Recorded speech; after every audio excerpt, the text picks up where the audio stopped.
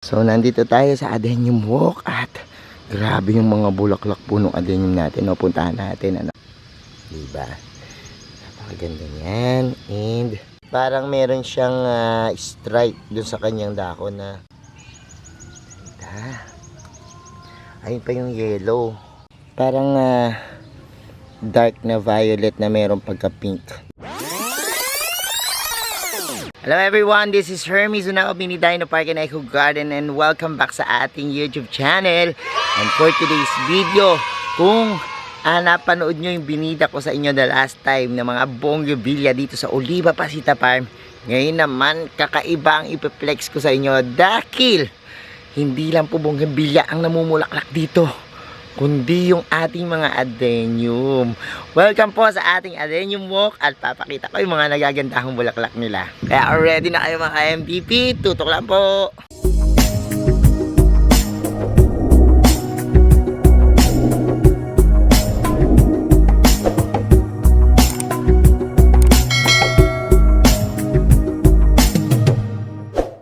And we're back mga ka-MDP.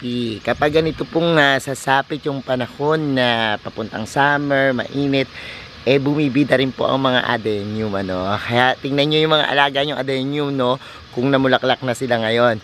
At dito po sa Oliva Pasita Farm, hitik na hitik yung bulaklak at bubusugin ko ang mata nyo sa napakagagandang mga flowers ng adenium. Tara, samahan nyo ako at umpisan natin ang pag-ikot dito. Nandito tayo sa Adenium Walk at grabe yung mga bulaklak po ng adenium natin. Puntahan natin.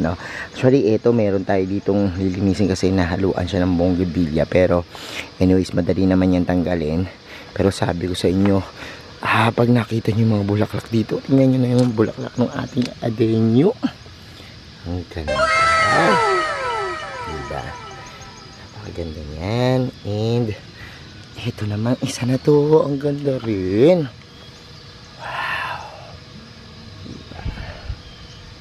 Tapos ito pa, ganda.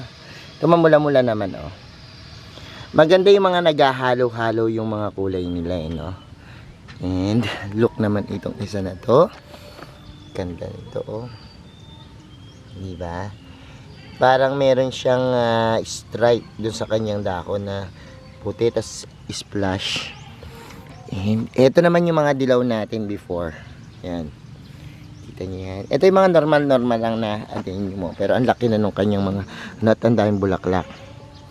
Ito naman, ang ganda rin. Look. Ayun pa yung yellow. Maganda rin yung mga yellow na adenium, Itong isang adenium dito, nakakatuwa kasi ito. Tanggalin lang natin mga old na bulaklak, Pero, tingnan nyo.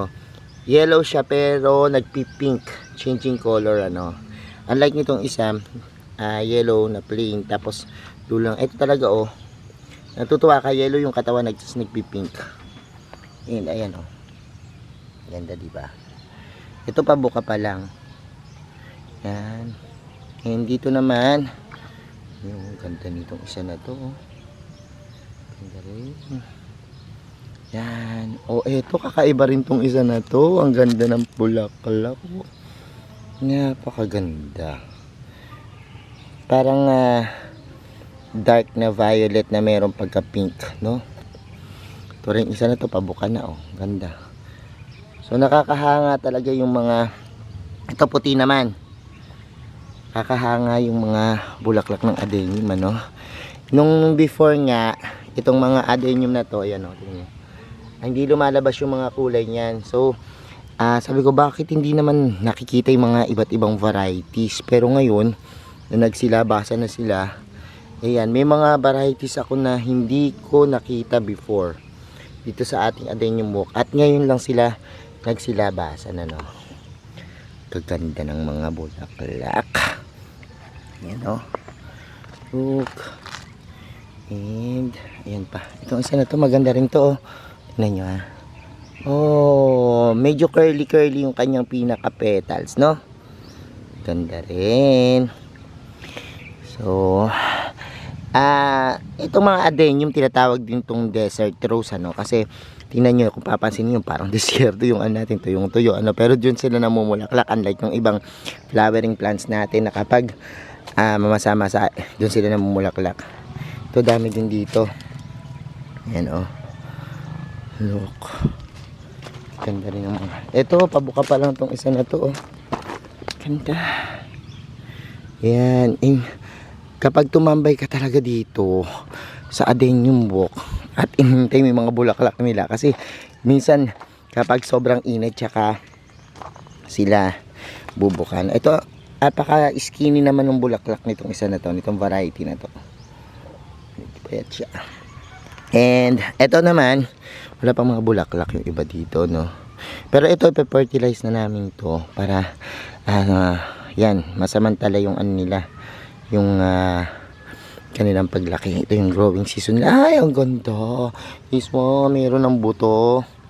At kapag sumabog yung buto na yan, dyan na yan tutubo, ano, sa ating pinaka baba, no. Buto yan ng mga adenium. Ganyan po yung mga buto nila. Sumabog yan. Puntahan pa natin dito. Tommy, wow, ang ganda. Ito pa paano pa lang. Yan, ang dami. So, ito balak namin kasi dahil nga ang ginamit natin dito is panay mga buho, papalitan na namin ng PVC, no. Eventually, pero okay pa naman siya. So, yun yung plano namin dito sa Adenium Walk, dito sa Oliva Pasita Farm. Wow! Wow! Wow! Wow! Ang ganda. Ganda ng kulay, no? Yan, yun yung mga talagang gandang-ganda ako sa mga halaman pag summer dito sa Oliva Pasita Farm, papuntang summer, mainit. Gustong gusto po ng adenium talaga yung mga ganyan, ano, yung mga panahon na na-stress sila. Kasi ito pong mga to, mentals nagsasummer, na-stress sila sa pagkawala ng tubig or pagkakulang ng mga tubig, ano. Kaya nagsisilabasan yung mga bulaklak niyan. And pag ganitong panahon po, yan yung time na mas gumaganda sila, no. Tignan nyo naman, napakaganda, diba? Sinong hindi mapapawaw at matutuwa sa ganda ng mga adenium na yan, ano. Ayun pa. Tingnan natin to. OMG, napakaganda, diba? Ang ganda, parang napaka ganda ng nature. Pag may ganito kayong part sa inyong garden na talaga namang nagbo-bloom yung mga bulaklak, talaga namang matutuwa kang tunay, ano. Tingnan mo naman, ganda, diba? So eto, yung iba lumalaki na rin yung codex, halos nabuwal na nga ito, no. May times kasi na kapag talagang naglalagas yung kanilang mga dahon, dun pupunta yung sustansya, mas lumalaki yung codex nila, no. Yung mga codex po, yung mga bilog-bilog. At saka pag nagmamature din, yan, lalaki rin yan, ano. Kasi iba sabi, paano mapalaki yung codex? Normally, yung mga codex nila, kapag nagmature, lumalaki talaga yan. Yan, look. Ganda. Ang dami dito mga ito pabuka pa lang, ang ganda, no. Tsaka may mga variegated tayo na yan, no. Tulad nito. Variegated yan. Variegated. Parang sa bonggabilya din. Yung mga variegations yung kanyang mga dahon. And look. Ay, meron dito nakatago. Wow. Ito yung rangkon natin, yung creeping rangkon, ano ko to dito kasi naitanim, kailangan nito may trellis, nasama tuloy dito. Ayan, meron naman buto. Ayan, paano yan, talagang itong bulaklak nito. So yan lang naman yung ating mga bulaklak sa Adenium Walk. Talaga namang mapapawaw kayo sa ganda, no. Yan, oh my God, diba? Ganda, daming bulaklak.